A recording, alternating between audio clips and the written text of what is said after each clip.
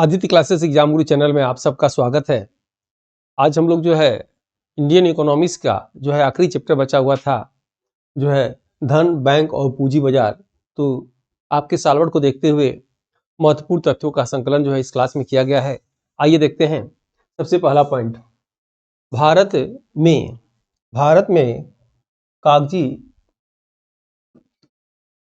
में कागजी मुद्रा धन के रूप में 1862 में शुरू किया गया।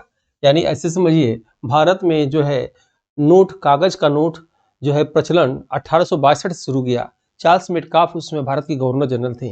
लेकिन उसके पहले भी आप जानते होंगे, सूरी वंश यानी द्वितीय अफगान वंश का जो एक शासक था शेरशाह सूरी, तो शेरशाह सूरी ने सबसे पहले जो है नोट चलाया था, लेकिन वो चांदी का नोट चलाया था, जो आज भी आप शादी विवाह में देखते होंगे, न्योता के रूप में लोग देते हैं।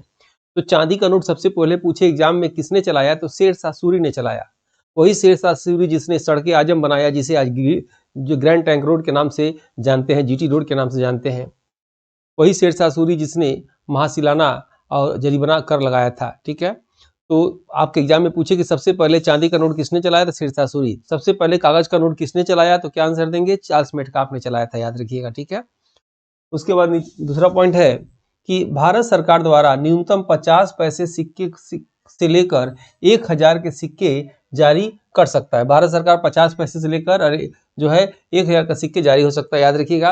आप आपके एग्जाम में पूछे कि सबसे छोटा सिक्का कौन सा है, तो 50 पैसे का लगाइएगा। लेकिन 50 पैसे का सिक्का चलने का शर्त क्या है कि एक साथ वो मात्र 20 ही चल पाएगा, तो लोग को दिक्कत होगा ट्रांजेक्शन करने में, इसलिए उसको लगभग मार्केट में छोड़ दिए हैं लोग 50 पैसे का। लेकिन 50 पैसे बंद नहीं हुआ है, बंद 25 पैसे हुआ, 2011 में बंद हुआ था।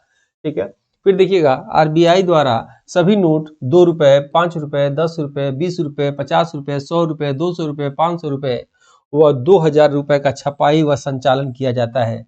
वर्तमान में, नोट कर लीजिएगा, इंपॉर्टेंट पॉइंट है, 2000 रुपए के नोट को सितंबर 2023 के बाद बंद किया जा चुका है।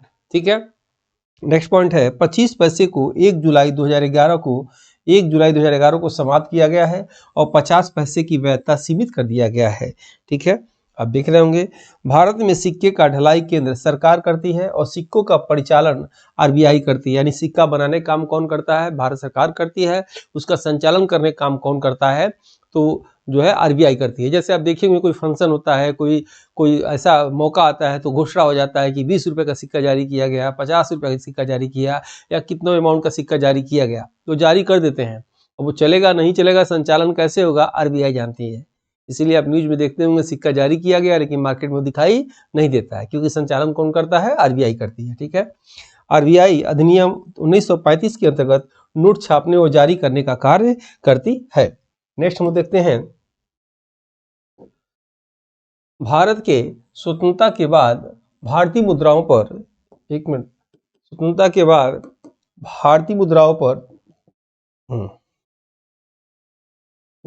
ब्रिटेन के महाराजा चार्ल्स जॉर्ज सस्टम, याद रखिएगा, मैंने क्लास में एक दिन पूछा था आप लोग से, जॉर्ज सस्टम के चित्र की जगह भारत का राज्य चिन्ह, सारनाथ का अशोक चिन्ह स्तंभ चित्र आना शुरू हुआ। आपके एग्जाम में क्या प्रश्न आ सकता है कि आजादी से पहले भारतीय मुद्रा पर किसका चिन्ह लगा होता था, ये जीएस में जानकारी के लिए पूछ सकते हैं। क्या आंसर देंगे, जॉर्ज सस्टम का चित्र लगा होता था और ब्रिटेन के ये राजा थे। कमेंट बॉक्स में बताइए, वर्तमान में अभी ब्रिटेन की किस महारानी का निधन हुआ 23 में, और उनकी जगह पे महाराज कौन बने, उनका क्या नाम है, आपको बताना होगा। ठीक है, नेक्स्ट है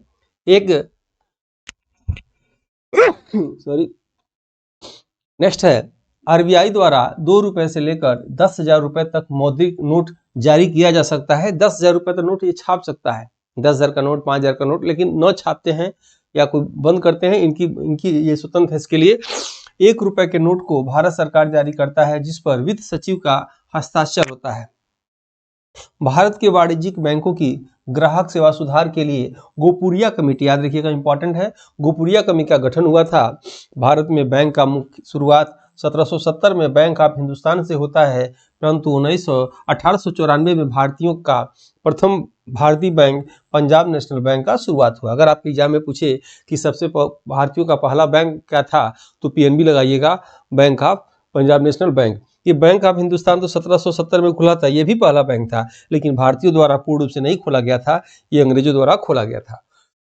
नेक्स्ट पॉइंट है 1806 में बैंक ऑफ बंगाल, ये एग्जाम में आ चुका है आपके। 1840 में बैंक ऑफ मुंबई, 1843 में बैंक ऑफ मद्रास को मिलाकर इंपीरियल बैंक का जो है निर्माण 1921 में किया गया। यानी इंपीरियल बैंक किसका नाम था? तो स्टेट बैंक का पुराना नाम क्या था? इंपीरियल बैंक था। अब इंपीरियल बैंक की स्थापना कब हुआ था? 1921 में हुआ था। इंपीरियल बैंक की स्थापना किन बैंकों को मिला के किया गया था? तो ये bank of Bengal, bank of Mumbai और बैंक ऑफ मद्रास, याद रखिएगा, सन नहीं पूछता है इसमें, और ये स्थापना किया गया था। भारत में वाणिज्यिक बैंकों का संचालन भारतीय बैंक अधिनियम 1949 के अंतर्गत किया जाता है। ठीक है। बैंकों का राष्ट्रीयकरण 1969 में किया गया, यहां से शुरू हुआ बैंकों का राष्ट्रीयकरण। वर्तमान में भारतीय बैंक संघ के अध्यक्ष अतुल कुमार गोयल है, याद रखिएगा, अतुल कुमार गोयल जो है भारतीय बैंक संघ के अध्यक्ष है। नेक्स्ट है reserve bank of India, RBI. इसके विषय में जो भी तथ्य आ सकते हैं एग्जाम में, सबको मैंने यह कलेक्ट कर दिया है। तो देखेंगे सबसे पहला पॉइंट क्या है? आरबीआई की स्थापना 1 अप्रैल 1935 को, याद रखिएगा, स्थापना अलग है, राष्ट्रीयकरण अलग है। आरबीआई की स्थापना 1 अप्रैल 1935 को, आरबीआई का राष्ट्रीयकरण 1 जनवरी 1949 को, जिसका मुख्यालय कहाँ है? मुंबई में। इसीलिए भारत की आर्थिक राजधानी किसे कहा जाता है? मुंबई को कहा जाता है। फिर आप देखेंगे इसकी स्थापना यंग हिल्टन समिति के, इंपॉर्टेंट है, याद रखिएगा, यंग हिल्टन समिति की सिफारिश पर हुआ। प्रथम आरबीआई के गवर्नर ओसबॉर्न स्मिथ थे, याद रखिएगा। प्रथम भारतीय आरबीआई के गवर्नर सीडी देशमुख थे, ये भी याद रखिएगा। और वर्तमान आरबीआई के गवर्नर शक्तिकांत दास थे, ये भी आप याद रखिएगा, 25वें क्रम के थे। आरबीआई जो भारत का केंद्रीय बैंक है, इसकी शाखा दिल्ली, कलकत्ता, चेन्नई और मुंबई में है। नेक्स्ट पेज पे आते हैं हम लोग, आरबीआई के कार्य को देखते हैं। आरबीआई नोटों का संचालन करता है। केंद्र सरकार सिक्का बनाने का कारखाना टकसाल अपने अधिकार क्षेत्र में रखता है, किंतु सिक्के का संचालन आरबीआई के द्वारा होता है। सरकार के बैंक के रूप में आरबीआई कार्य करती है, याद रखिएगा। आरबीआई के खजाने में 200 करोड़ रुपए रखा जाता है, जिसमें 115 करोड़ के 24 कैरेट के सोने और 85 करोड़ के नोट रखा रहता है। बैंकों के बैंक के रूप में आरबीआई होता है, जिसमें जनता का खाता नहीं खुलता। कभी कभी एग्जाम में आ चुका है ये कि वह उस बैंक का नाम बताइए जिस बैंक में जनता का खाता नहीं खुलता है। आंसर क्या देंगे? आरबीआई। ठीक है। नेक्स्ट आएंगे हम लोग बैंक दर। और ये पूछता कभी कभी बैंक दर, रेपो दर, ये क्या होता है? तो देखते हैं सबसे पहले बैंक दर। वह दर जिस पर आरबीआई वाणिज्यिक बैंकों को उधार देती है, याद रखिएगा। रेपो दर, इसकी दो परिभाषा बताएंगे आपको। रेपो दर एक प्रकार का अनुबंध है जिसके अंतर्गत आरबीआई और वाणिज्यिक बैंकों के मध्य एक शर्त पर सरकारी प्रतिभूतियों का क्रय होता है कि एक निश्चित समय के बाद वापस कर दिया जाएगा। इसे ही रेपो दर कहा जाता है, या रिजर्व बैंक द्वारा वाणिज्यिक बैंकों से वसूली जाने वाला एक ब्याज दर रेपो दर कहलाता है। नोट में याद रखिएगा, रेपो रेट हमेशा रिवर्स रेपो रेट से अधिक होता है। स्टेट बैंक ऑफ इंडिया के विषय में एग्जाम में प्रश्न आ चुका है। भारत के इंपीरियल बैंक का नाम स्टेट बैंक पड़ा। भारतीय स्टेट बैंक की स्थापना 1 जुलाई 1955 को हुआ, जिसका मुख्यालय मुंबई में है। वर्तमान में भारतीय स्टेट बैंक के अध्यक्ष दिनेश कुमार खारा हैं, याद रखिएगा। विदेश में सबसे अधिक भारतीय बैंक की शाखा स्टेट बैंक ऑफ इंडिया का है। जैसे आपकी एग्जाम में पूछता है कि किस भारतीय बैंक की शाखा विदेश में सबसे अधिक है, तो आप क्या आंसर लगाएंगे? भारतीय स्टेट बैंक, एसबीआई का जो है शाखा विदेश में सबसे अधिक है। ठीक है। भारतीय जीवन बीमा निगम, एलआईसी, याद रखिएगा। दो प्रश्न इसके विषय में बहुत ज्यादा आता है। एक तो भारतीय जीवन बीमा निगम के वर्तमान अध्यक्ष, याद रखिएगा, सिद्धार्थ मोहंती, और एलआईसी की स्थापना 1956 में आ चुका है, जिसका मुख्यालय कहाँ है? मुंबई में है। राष्ट्रीय आवास बैंक के विषय में देखेंगे। राष्ट्रीय आवास बैंक या एनएचबी, याद रखिएगा, एनएचबी। राष्ट्रीय आवास बैंक रिजर्व बैंक के सहायक संस्था के रूप में जुलाई 1988 को स्थापना हुआ। राष्ट्रीय आवास बैंक का मुख्यालय नई दिल्ली में है। राष्ट्रीय आवास बैंक का मुख्य कार्य आवास संबंधित वित्तीय कार्य करना है, और आवास मामलों में यह भारत का सर्वोत्तम बैंक है। जैसे पूछता है कि ग्रामीण क्षेत्र में ऋण देने के लिए, विकास करने के लिए किस बैंक का नाम सर्वोत्तम है, सबसे ऊपर आता है, तो नाबार्ड का आता है, आप जानते होंगे। उसी तरह एग्जाम में आ सकता है कि आवास कार्य संबंधित वित्तीय कार्य के लिए सर्वोच्च स्थान किस बैंक का है, तो आप क्या लगाएंगे? राष्ट्रीय आवास बैंक का जो है सर्वोच्च नाम। पूछेगा इसका मुख्यालय कहाँ है, या पूछ दे आपको नई दिल्ली लगाइएगा, मुंबई मत लगाइएगा। पूछ सकता है इसकी स्थापना कब हुआ? तो जुलाई 1988 में।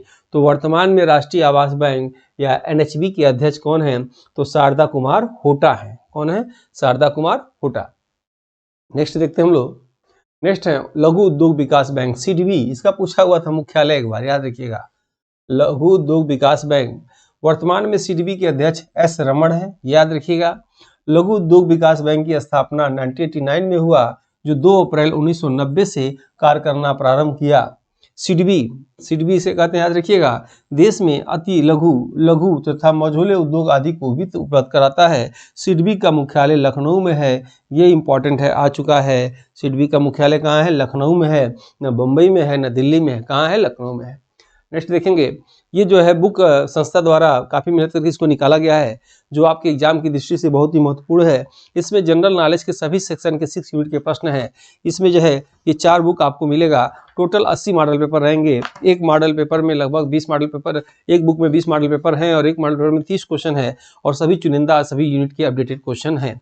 ये इसका रेट 926 रुपये है, लेकिन अभी जब तक ऑफर में ये आपको 499 रुपये में दिया जा रहा है, जब तक स्टॉक है।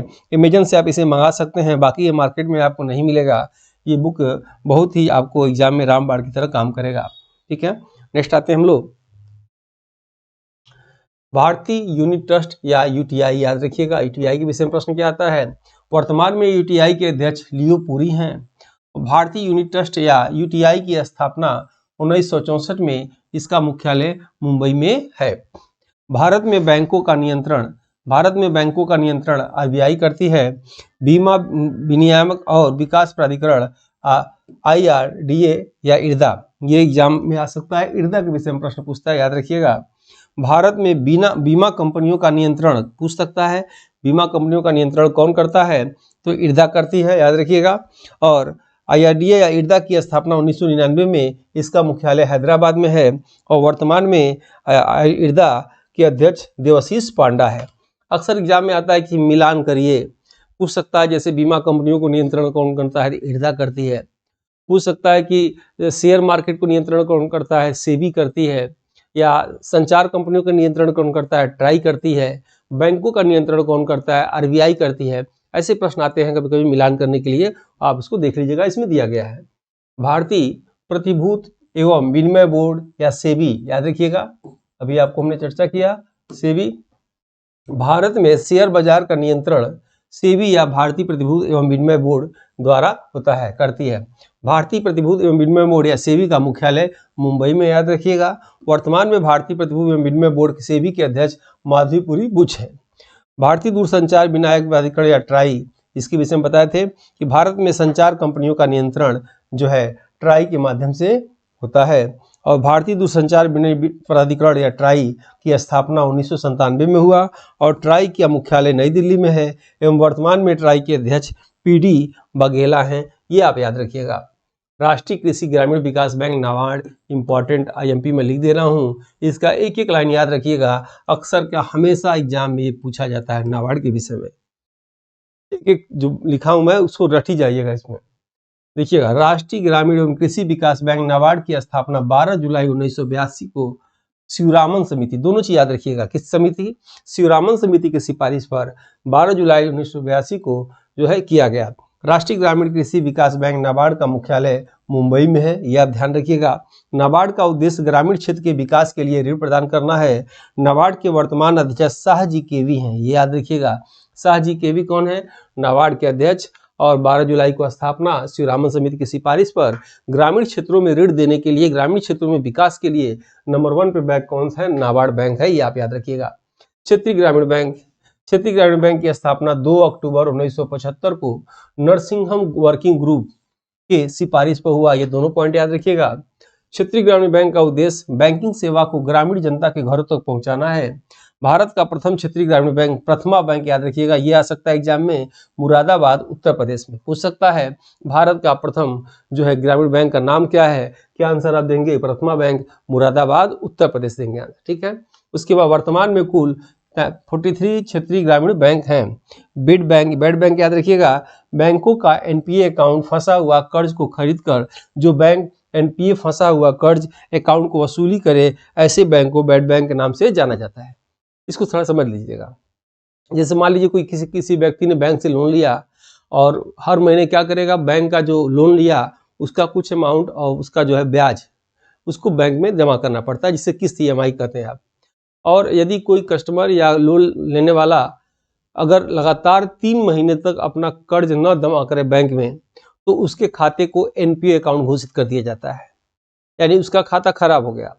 अब बैंक वाला का सिरदर्द बन जाता है, वसूली करते हैं और बार बार उनके घर जाते हैं, फैक्ट्री दरवाजे पर जाते हैं, उनके नहीं मिल पाता है और बैंक का काम धाम प्रभावित होता है। इसके लिए भारत सरकार ने क्या किया, बैड बैंक की स्थापना किया। ये बैड बैंक क्या करता है कि जिन जिन भारत के बैंकों में ऐसे NPA खाते हैं या लोन जो लोग ले चुके हैं पैसा नहीं दे रहे हैं या मजबूरी है जो भी है, तो उन खातों को वो अपने रेट पे कम रेट करके खरीद लेता है और खरीदने के बाद क्या करता है, अपने मनमानी ढंग से या उसको सेटलमेंट करके कम अधिक पैसे में उसको ऋण को भरता लेता है। ठीक है, अपना भी कुछ प्रॉफिट उस बैंक का होता होगा। इसी को बैड बैंक के नाम से जाना जाता है। ठीक है, समझ में आ गया होगा, उम्मीद है आपको। नेक्स्ट देखिएगा, माइक्रो फाइनेंस। माइक्रो फाइनेंस क्या होता है? माइक्रो फाइनेंस के अंतर्गत छोटी राशि से जनता को ऋण दिया जाता है। बहुत लोग ऐसे भी हैं कि ऋण का प्रोसेस बहुत लंबा है बैंकों से लेना, और उनको 10, 5, 15, 20 हज़ार रोजगार के लिए लोन चाहिए, तो वो जो है माइक्रो फाइनेंस के जरिए आसानी से 10-5 हज़ार लोन ले सकते हैं। जैसे आप देखते होंगे आजकल आधार कार्ड से भी लोन मिल जा रहा है। बैंकों के प्रकार में देखिएगा, बैंक के कौन कौन प्रकार होते हैं। बैंक के प्रकार में आप देखेंगे, औद्योगिक बैंक। औद्योगिक बैंक किसे कहेंगे? भारत के उद्योग धंधों को वित्तीय सहायता हेतु ऋण प्रदान करने का कार्य औद्योगिक बैंक करती है, जिससे जैसे CDB आदि। वाणिज्यिक बैंक क्या होता है कि भारत की व्यापारिक तथा औद्योगिक आवश्यकता हेतु ऋण, धन एवं जमा निकासी आदि का कार्य वाणिज्यिक बैंक करती है, जैसे SBI, PNB, UBI, BOB आदि। ठीक है, ऐसे समझिएगा। वह बैंक जो केवल फैक्ट्रियों को उद्योग के लिए ऋण देगी, उस बैंक को क्या बोलेंगे? औद्योगिक बैंक बोलेंगे। लेकिन वह बैंक जो उद्योग के लिए, बिजनेस करने के लिए, अन्य कार्यों के लिए देगी, जैसे प्राइवेट लोन देगी, वो क्या होगा? वो वाणिज्यिक बैंक। जैसे पर्सनल लोन हुआ, आपको बाइक खरीदना उसके लिए लोन लेना हो, तो ये दोनों कार्य कौन करेगा? वाणिज्यिक बैंक। और ये क्या करेगा? सिर्फ जो है फैक्ट्रियों को, उद्योगों को लोन देगा। केंद्रीय बैंक क्या होता है, इसको देखा जाए। केंद्रीय बैंक भारत का सर्वोच्च बैंक है। केंद्रीय बैंक में जनता का लेन देन नहीं होता है। केंद्रीय बैंक का कार्य बैंक तथा बैंकिंग प्रणाली का विनिमय करना होता है, जैसे RBI केंद्रीय बैंक है, इसे बैंकों का बैंक कहते हैं। जनता खाता इसमें नहीं खुलता है। भारत में बैंकों और मुद्रा को संचालन करने के लिए इसका कार्य किया जाता है। निवेश बैंक देखिएगा, भारत का वह बैंक जो जनता की छोटी छोटी जमाओं को स्वीकार कर सरकार के निवेश हेतु बड़ी पूंजी का निर्माण करती है, उसे निवेश बैंक कहा जाता है। जैसे LIC, GIC, UTI, mutual fund. ठीक है, जनता से छोटा छोटा पैसा लेकर, मंथली या आप कह सकते हैं डेली जैसे पैसे लेकर, और जो है उन सरकार को हेल्प करती है, उसे निवेश बैंक के नाम से जाना जाता है। और जो जमा करता है उसका भी लाभ होता है, रकम जो है जल्दी बढ़ जाता है उसका। डाकघर बचत बैंक आप जानते होंगे, इसका उद्देश्य ग्रामीण क्षेत्रों में छोटी छोटी बचत को प्राप्त करना है। डाकघर बचत बैंक छोटा वाणिज्यिक बैंक होता है, जो डाकघर के नियंत्रण में कार्य करता है। शाखा बैंक क्या होता है? वाणिज्यिक बैंक का छोटी शाखा के माध्यम से कार्य करना शाखा बैंकिंग कहलाता है। कोर बैंकिंग क्या कहलाता है? वह बैंक जिसका एक शाखा दूसरे शाखा के विवरण, जमा निकासी को आपसी नेटवर्क के माध्यम से संचालित कर सकते हैं, उसे कोर बैंकिंग कहते हैं। कोर बैंकिंग के सभी शाखाएं इंटरनेट के माध्यम से एक दूसरे से जुड़ी होती हैं। नेक्स्ट है नेट बैंकिंग। आसान है नेट बैंकिंग, सब लोग जानते होंगे। मोबाइल बैंकिंग नेट बैंकिंग का दूसरा रूप होता है, अर्थात जब ग्राहक द्वारा लॉगिन पासवर्ड का प्रयोग करके बैंकिंग की जाती है तो उसे नेट बैंकिंग के नाम से जाना जाता है। सार्वभौमिक बैंकिंग क्या होता है? वह बैंक जिसमें वाणिज्यिक बैंक, विकास बैंक, बीमा बैंक के कार्यों का समन्वय होता है, उसे सार्वभौमिक बैंक कहा जाता है। ठीक है, याद रखिएगा, कुछ बैंक ऐसे होते हैं जो सबका कार्य जो है वो करते हैं, जिसे सार्वभौमिक बैंक के नाम से जाना जाता है। प्रमुख खाता आप देखेंगे, कैश क्रेडिट खाता, इसी को CC खाता कहा जाता है। कैश क्रेडिट अकाउंट एक प्रकार का ऋण खाता है, जिसमें ग्राहक अपनी आवश्यकता के अनुसार नगद राशि निकालता व जमा करता है। याद रखिएगा, जैसे ये कह रहा है कि जैसे मान लीजिए आपकी कोई दुकान है और आप जो है आप एनुअली या सालाना कभी आपकी दुकान में पूंजी की आवश्यकता होती है, कभी अधिक पूंजी रहती है, तो सरकार क्या करती है कि ऐसे दुकानदारों को एक लोन देती है, जिसे CC खाता कहा जाता है। CC खाता में क्या होता है कि दुकानदार मान लीजिए 1 लाख रुपए का लोन लिया और गया मार्केट से सामान खरीदा और दुकान में भर दिया, और बेच बेच के सामान को उस सीसी खाते में जमा कर रहा है। ठीक है, तो जितना लोन लिया रहता है 1 लाख से उतना ही उसको ब्याज देना होता है। यानी मान लीजिए 1 लाख रुपए में से 50,000 रुपये निकाला है, 50 नहीं निकाला है, तो 50,000 रुपये का ही उसको ब्याज देना होता है। इसी को सीसी खाता कहते हैं, ब्याज दर उसमें कम होता है। और उसने जमा कर दिया, फिर सीजन आया, उसको पैसे की आवश्यकता हुआ, फिर उसमें से निकाल लिया और फिर मार्केटिंग किया, फिर बेचा और उसमें डाल दिया। ये ट्रांजेक्शन होता रहता है। 1 लाख रुपया जितने की उसकी लिमिट होती है या सरकार जितना उसको लोन दे दे, इसी को जो है सीसी खाता या कैश क्रेडिट खाता कहते हैं। ठीक है, जैसे क्रेडिट कार्ड भी आप देखेंगे, क्रेडिट कार्ड भी ऐसे ही होता है। मान लिया आप लोग को 50,000 का क्रेडिट कार्ड मिल गया, तो उसे आप मार्केटिंग करते रहिए, जब आपकी सैलरी मिले तो फिर उसमें जमा कर दीजिए, फिर मार्केटिंग करिए, फिर जमा करिए, ये काम कर सकते हैं। दूसरा पॉइंट है इसमें, बैंक द्वारा ग्राहक की ऋण राशि का एक सीमा निर्धारण करने के बाद ग्राहक उस राशि तक धन को निकासी व जमा कर सकता है। तीसरा पॉइंट है, इस अकाउंट में ग्राहक जितना धन खाते से निकाला रहता है उतना ही राशि का ब्याज देना होता है। चालू खाता क्या होता है? करंट खाता इसे बोलते हैं। करंट खाता क्या होता है देखिएगा इसमें, यह चालू खाता व्यापारियों के लिए होता है। चालू खाता में जमा राशियों पर बैंक कोई ब्याज नहीं होता है। बचत खाता, जनता के लिए यह खाता बैंकों में खोली जाती है। जमा राशि पर बैंक ब्याज देती है। जमा खाता पर एक निश्चित राशि के बाद आयकर विभाग द्वारा आयकर लिया जाता है। जनता द्वारा बैंक को एक मुश्त राशि महीने भर, 3 महीने पर या 6 महीने पर जिस खाते में जमा किया गया जाता है उसे ही आवर्ती जमा के नाम से जाना जाता है। ठीक है, ये बचत खाता आप लोग समझ रहे होंगे, सेविंग अकाउंट सबके पास होता है। जनता के लिए बैंकों में खोली जाती है और जमा राशि पर बैंक ब्याज मिलता है। आपके सेविंग अकाउंट जितना आप जमा करेंगे 3 महीने पर उस पर ब्याज मिलता है। और एक लिमिट से अधिक इसमें अगर पैसा रखेंगे किसमें, बचत खाते में, सेविंग में, तो क्या होगा, आपको आयकर विभाग द्वारा इनकम टैक्स देना पड़ता है। ठीक है, आवर्ती क्या होता है कि जनता द्वारा बैंक का एक मुश्त राशि महीने भर, 3 महीने पर, 6 महीने पर जिस खाते में जमा किया जाता है उसे आवर्ती जमा खाता कहा जाता है।